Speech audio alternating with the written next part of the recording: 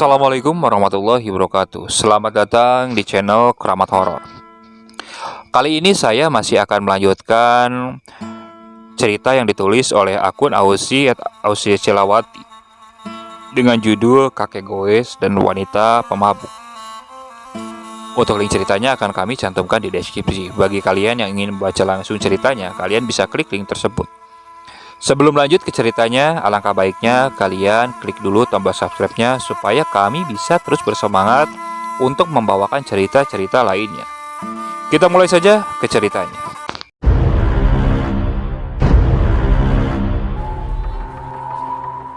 Sosok kakek goes ini dan seorang anak kecil yang selalu dibonceng bersamanya, yang dipercaya bernama Lilis itu, kerap kali sering muncul di jalanan area hutan, di mana jalanan hutan itu, menurut beberapa sumber, menjadi tempat terakhir di mana Lilis menghembuskan napas terakhirnya. Seakan arwah keduanya mencari pelaku tabrak lari di jalan manapun dan di hutan manapun, tepat di mana Lilis pernah meninggal dunia. Ketika waktu pukul 5 sore sampai larut malam, mereka selalu memakan korban, bahkan orang yang tak bersalah sekalipun. Siapapun yang melihat sosok kakek menggoes sepedanya dengan anak gadis di belakangnya, tepat di jalan hutan di sore hari, jangan sekali-kali mencoba untuk mendahuluinya, karena arwah kakek goes berpikir merekalah yang telah menabrak cucu kesayangannya. Ketika siapapun berani mendahuluinya, kakek akan kembali muncul di depan kendaraan mereka dengan membuat mereka bertanya-tanya, kok bisa sih kakek ada di depan kita? Bukankah tadi sudah disalib? Kenapa bisa begitu? Begitulah pertanyaan ketika orang menyalip si kakek goes. Dan bedanya lagi, si kakek dan si gadis itu ketika disalib kedua kali, mereka akan berubah menjadi berwajah menyeramkan. Dan disitulah para pengendara mulai terganggu kefokusannya saat berkendara. Nah, kebetulan ada satu narasumber. Dia sendiri pernah melihat orang yang diganggu oleh si kakek goes. Korban teror si kakek ini kondisinya cukup mengkhawatirkan. Dia sampai shock berat dan sering berhalusinasi. Sebut saja narasumber kali ini bernama Intan, gadis yang berusia sekitar 25 tahun. Dengan menggunakan sepedanya, dia biasa berkeliling ke desa-desa untuk berjualan minuman jamu-jamu herbal. Hari itu dia memilih untuk pergi keluar dari jalurnya dan menuju ke sebuah desa yang sebelumnya belum pernah dia datangi untuk berjualan.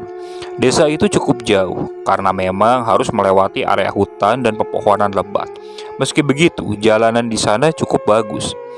Intan ingin mencari pelanggan lain dari desa lain, supaya nantinya dia bisa menyuruh anak buahnya yang lain untuk pergi ke desa itu dan melanjutkannya.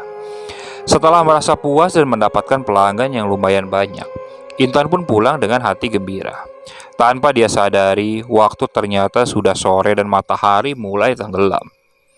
Duh, udah sore begini, jam berapa ya? Tanya dia ketika menepi di jalan raya tepat di hutan dengan pepohonan yang cukup besar. Intan terkejut saat melihat jam di tangannya. Ternyata waktu sudah menunjukkan pukul jam setengah 6 sore. Matanya terbuka lebar.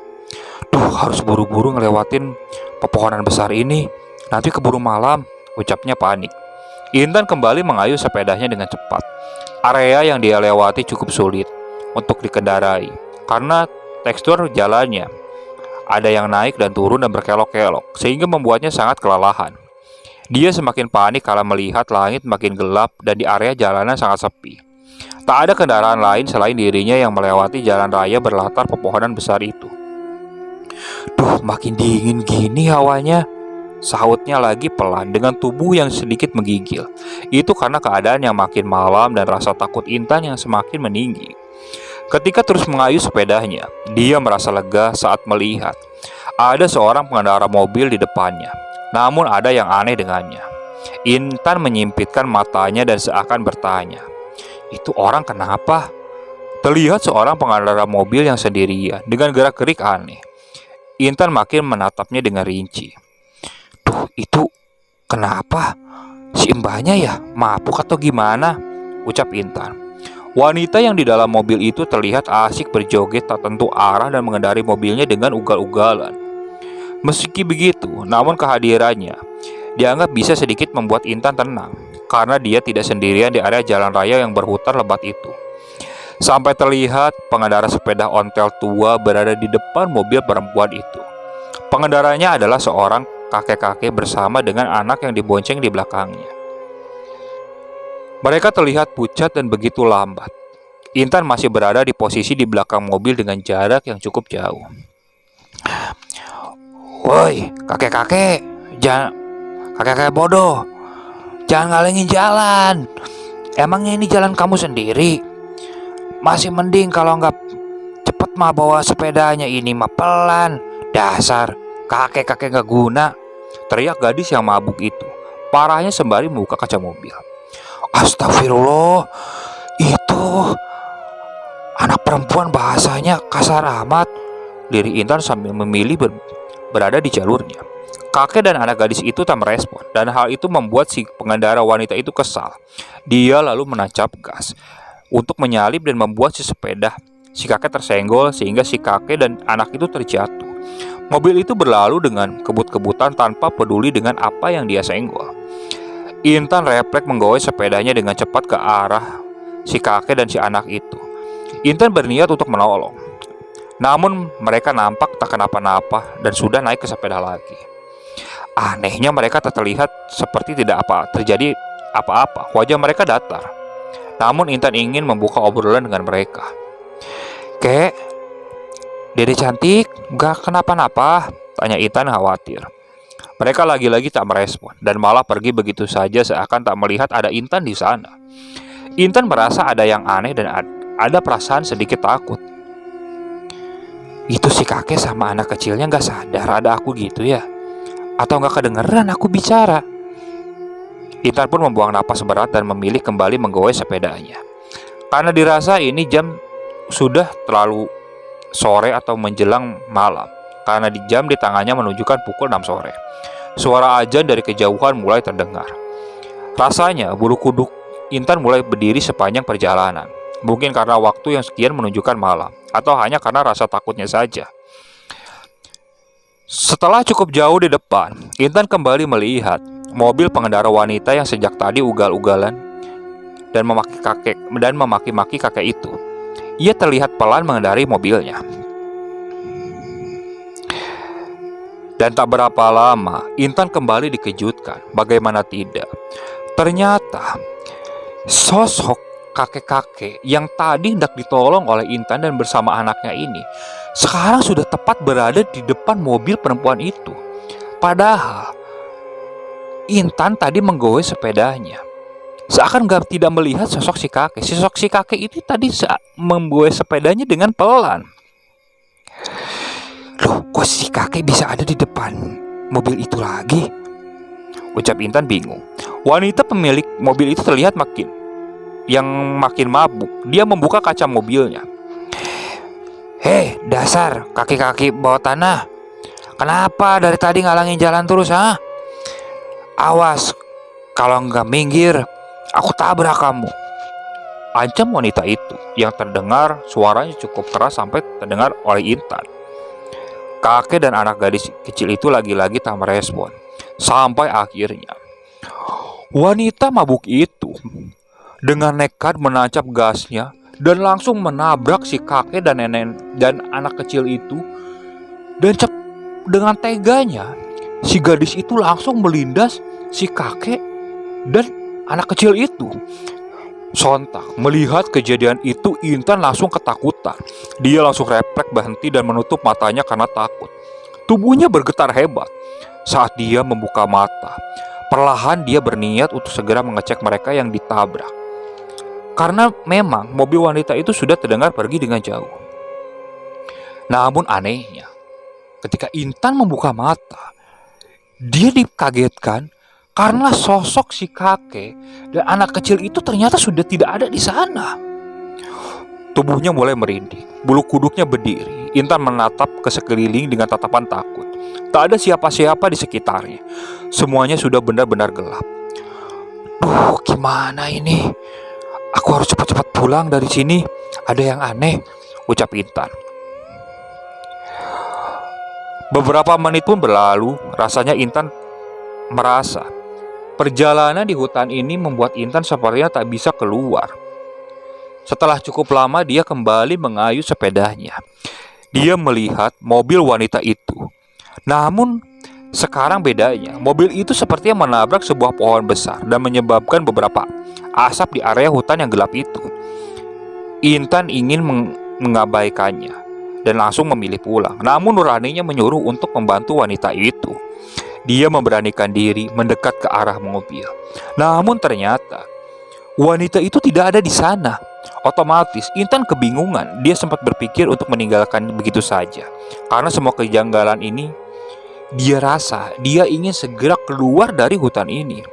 Namun saat dia ingin kembali ke sepedanya dan hendak menggoyah sepedanya itu, dia mendengar ada suara jeritan di dalam hutan yang bersampingan dengan mobil itu. "Duh, itu kayak jeritan si perempuan tadi," ucapnya. Dia kembali untuk mencoba mengabaikannya. Namun entah kenapa dia bersikukuh untuk melihat keadaan dan mencoba menolongnya.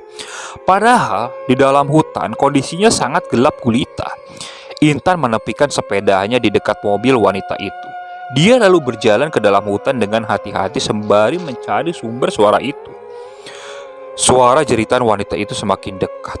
Keringat dingin bercucuran. Karena sekarang dia mulai berpikir, kenapa dia begitu bodoh mau masuk ke dalam hutan untuk membantu orang yang sama sekali dia tidak kenal, apalagi dengan tindakannya yang seperti tadi. Intan dikagetkan karena ia menginjak sesuatu. Ternyata sesuatu itu adalah ranting pohon yang kering. Seketika suasana di sekitar Intan terasa mencekam. Dia merasa ada sesuatu yang mendatanginya. Sementara suara jeritan wanita itu pun perlahan menghilang. Intan ketakutan dan hanya bisa berdoa dengan memegangi tangannya dengan erat.